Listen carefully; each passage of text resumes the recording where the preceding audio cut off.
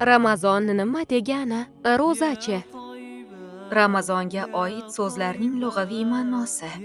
Yurtimizda muborak Ramazon shukuhi kelayapti. Musulmonlar bu oyni sog'inib kutadi. Katta xursandchilik va toat ibodatlar bilan o'tkazadi. Bu oy bilan bog'liq ko'plab so'zlar, atamalar o'zbek tili xazinasidan joy olgan.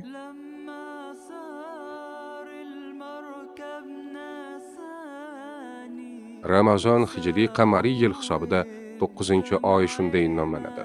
Bu oy davomida musulmonlar ro'za tutadi. Ma'lumotlarga ko'ra, bu so'z qadim tarixga ega. Ramazon dastlab juda issiq kunlarga to'g'ri kelgani uchun unga Ramazon juda issiq, kuydiradigan issiq deb nom berganlar. So'zning ana shu ma'nosidan kelib chiqib, bu oyda ro'za tutgan odamning gunohlari kuyib yo'q bo'ladi degan fikr ham aytiladi.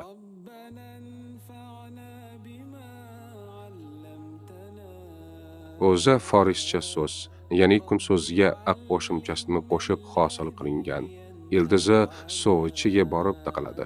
Ro'za tutgan kishi sahardan quyosh botgunga qadar, demak, butun kun davomida yeb ichmaydi. Bu so'z arab tilida as-savm, as-siyam deyadi. Uning lug'aviy ma'nosi biror narsadan o'zini mutlaqo tiyib turishdir. Ro'za so'zi Markaziy Osiyo, Afg'oniston, Eron, Hindiston, Pokiston, Bangladesh kabi mamlakatlar tillarida ham ishlatiladi. U rus tiliga uraza shaklida kirgan.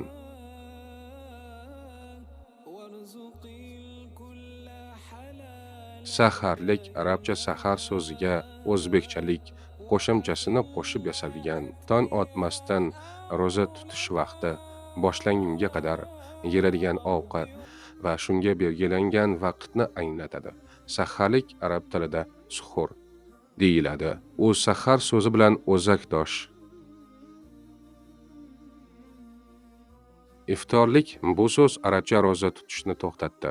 Ma'nosidagi fatara fe'lidan yasalgan aslatda ro'za tutishni to'xtatish, nonushta qilish ma'nolarini anglatadi.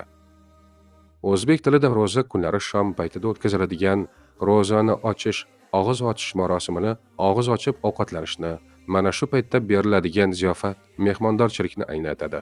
Ro'za ochish jarayonini so'zga ilik qo'shimchasini qo'shib iftorlik deb atash ham keng tarqalgan.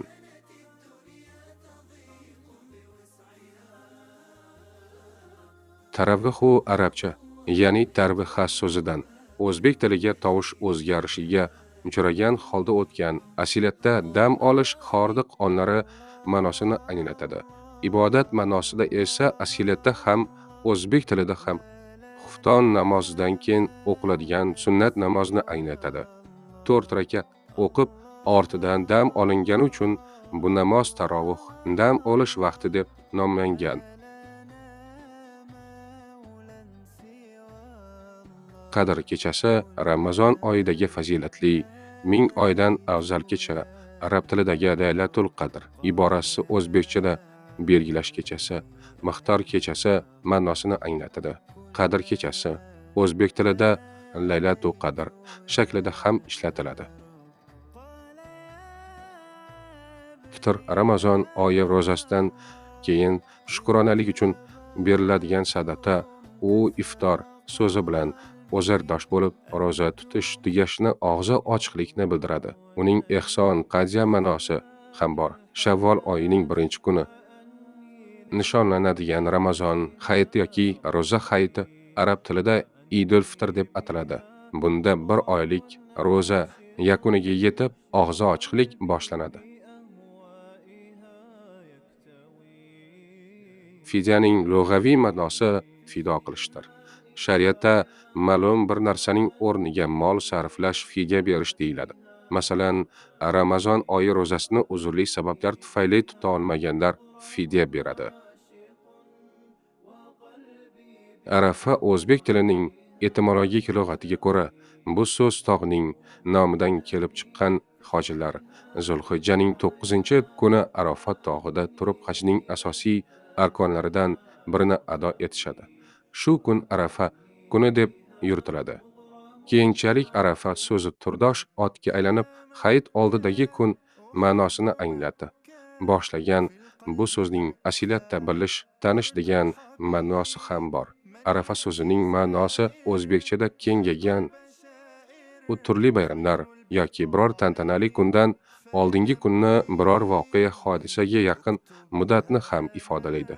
Arafa so'zi Qurbon hayitidan oldingi kunga nisbatan ishlatiladi.